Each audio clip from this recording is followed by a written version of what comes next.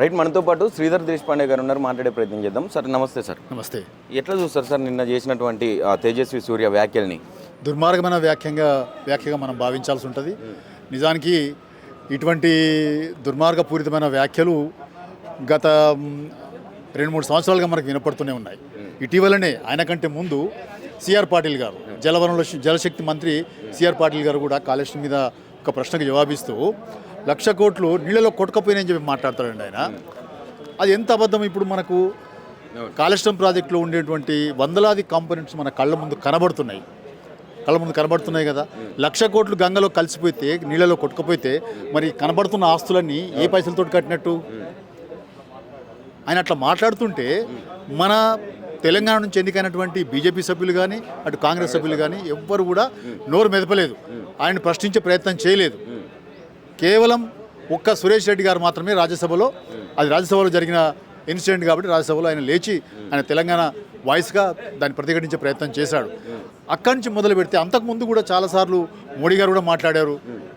తల్లిని చంపి బిడ్డకు జన్మనిచ్చారని చెప్పి తలుపులు మూసేసి రహస్యంగా దీన్ని బిల్లును పాస్ చేశారని చెప్పి ఈ రకంగా చాలా తెలుగుదేశం పార్టీ నాయకులు కూడా ఆ పార్లమెంట్లో ఈ పార్లమెంట్ సెషన్స్లో మాట్లాడిన సందర్భాలు మనం చూసినాం.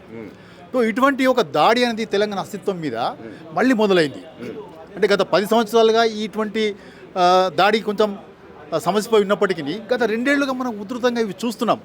ఎందువల్ల అంటే వాళ్ళకు ఒక అనుకూలమైన కాలం వచ్చింది. ఏమనుకుంటున్నామంటే వాళ్ళ దళారులు ఇక్కడ తెలంగాణ ఆంధ్ర వలసవాద యొక్క దళారులు ఇక్కడ పరిపాలనకు వచ్చింది కాబట్టి వాళ్ళకి ధైర్యం వచ్చింది. ఆ ధైర్యంతో వాళ్ళు ఇవాళ ఇటువంటి వ్యాఖ్యానాలు చేస్తున్నట్టుగా మనం భావించాలి. నిజానికి మన నీటి వనరులు కూడా దోపిడీకి గురవుతున్నాయి. కృష్ణా గోదావరి జిల్లాల మీద కంట్రోలే లేదు, అడిగేవాళ్ళు లేడు, ఇష్టం ఉన్నట్టుగా దోపిడీకి గురవుతున్నాయి, పోతూనే ఉన్నాయి నీళ్లు. మన ప్రాజెక్టులు చెక్ డ్యాములు కూల్చివేతకు గురవుతున్నాయి, ఇసుక మాఫియా కూల్చివేస్తున్నారు, ఇసుక విపరీతంగా మైనింగ్ జరుగుతున్నది, గుట్టలు మాయమైపోతున్నాయి, భూములు కబ్జా అవుతున్నాయి. తర్వాత ఇటువంటి ఒక పరిస్థితి. ఇక సాంస్కృతిక రంగంలో చూస్తే తెలంగాణ తల్లి చేతిలో బతుకమ్మని మాయం చేశారు. అది మన తెలంగాణ సాంస్కృతిక అస్తిత్వానికి ఒక ప్రతీక. తెలంగాణ సమాజం అంతా గత 10 సంవత్సరాలుగా దాన్ని ఆమోదించిన ఒక విగ్రహం అది.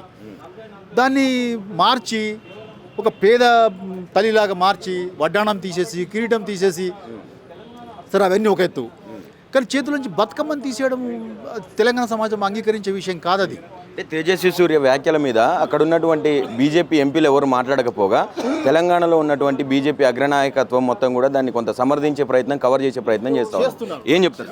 అది తప్పది. నిజానికి వాళ్ళు దానికి ఆ మాటల్ని పార్లమెంటు రికార్డ్స్ నుంచి తొలగించే ప్రయత్నం చేయాలి, అతనితో అపాలజీ చెప్పించాల్సిన విషయం అది. కానీ వాళ్ళు ఆ పని చేయకుండా దాన్ని సమర్థించడం వనిత దుర్మార్గం. ఇక్కడ రాష్ట్ర అధ్యక్షుడు కూడా దాన్ని భూతద్దంలో పెట్టి చూడకూడదని చెప్పి అంటున్నాడు. నిజానికి భూతద్దాలు ఆయనకు కావాలి. దాన్ని ఆయన మాకు స్పష్టంగానే మామూలు కళ్ళకే మనకు కనబడుతున్నది. ఆయన భూతద్దాలు పెట్టుకొని చూడాలి. అసలు అందులో అంతరార్థం ఏంటిది, ఆయన ఏ రకమైన వ్యాఖ్యానాలు చేశాడు, తెలంగాణని పాకిస్తాన్తో పోల్చడము, అసలు విభజననే ఒక న్యాయమైన విభజననే తెలంగాణ ప్రజల డిమాండ్. అది ఇప్పుడు కాదు, 60 ఏళ్ల నుంచి తెలంగాణ ప్రజలు ప్రత్యేక రాష్ట్రాన్ని కోరుకుంటున్నారు. అటువంటి ఒక న్యాయమైన డిమాండ్ని వల్ల పాకిస్తాన్ ఇండియా విభజనతో పోల్చడం అనేది చాలా దుర్మార్గమైన విషయం. దాన్ని బీజేపీ ఎంపీలు సమర్థించడం అనేది కూడా చాలా తప్పుడు వ్యవహారం. అది సమర్థించకుండా వాళ్ళు చేయవలసిన పని ఏంటంటే, నిజంగా పౌరుషం కలిగిన వాళ్ళైతే, తెలంగాణ బిడ్డలే కనుక అయితే వాళ్ళు అతనితో అపాలజీ చెప్పించడం, అతని రికార్డ్స్లో నుంచి పార్లమెంట్ రికార్డ్స్ తొలగించే ప్రయత్నం వాళ్ళు చేయాల్సి ఉండే, కానీ దాన్ని సమర్థించడం నిజంగా దురదృష్టకరమే. ఇప్పుడు కాంగ్రెస్ ఎంపీలు అంటే కాంగ్రెస్ పార్టీ తెలంగాణలో మాట్లాడుతూ ఉంటుంది. 10 సంవత్సరాలు కేసీఆర్ ప్రభుత్వం వచ్చిన తర్వాత కూడా తెలంగాణ బందీగానే ఉన్నది, లూటీ అయిందని చెప్పి మాట్లాడుతూ ఉన్నది. కాంగ్రెస్ వచ్చిన తర్వాతనే దాన్ని కాపాడుతున్నాం అని చెప్పి చెప్తూ ఉంటుంది. ఢిల్లీలో అక్కడ మనకు సంబంధించినటువంటి అస్తిత్వం మీద దెబ్బ పడుతూ ఉంటే, మన ఉద్యమం గురించి మాట్లాడుతూ ఉంటే, దీన్ని కించపరిచేలా మాట్లాడుతూ ఉంటే ఎందుకు 8 మంది ఎంపీలు రియాక్ట్ కాలేదు? ఆ వైఖరిని ఎట్లా చూస్తారు? కాకపోవడం అనేది దురదృష్టకరం. ఎందుకు కావడం లేదనేది వాళ్ళే మనకు జవాబు చెప్పాలి తప్పితే మేమనుకుంటున్నామంటే వాళ్ళకి ఆ సోయి లేదు. నిజానికి ఇప్పుడు వాళ్ళు మరి ఎందుకు ఆ సోయి లేకుండా వ్యవహారం చేస్తున్నారు, అంత పెద్ద దాడులు జరుగుతున్నా వాళ్ళు ఏ రకంగా మాట్లాడకుండా మౌనం పాటిస్తున్నారు అనేది వాళ్ళే కాంగ్రెస్ పార్టీని జవాబు చెప్పాల్సిన అవసరం ఉన్నది.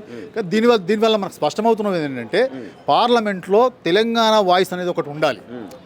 అది తెలంగాణ ప్రజలు గమనించాలి.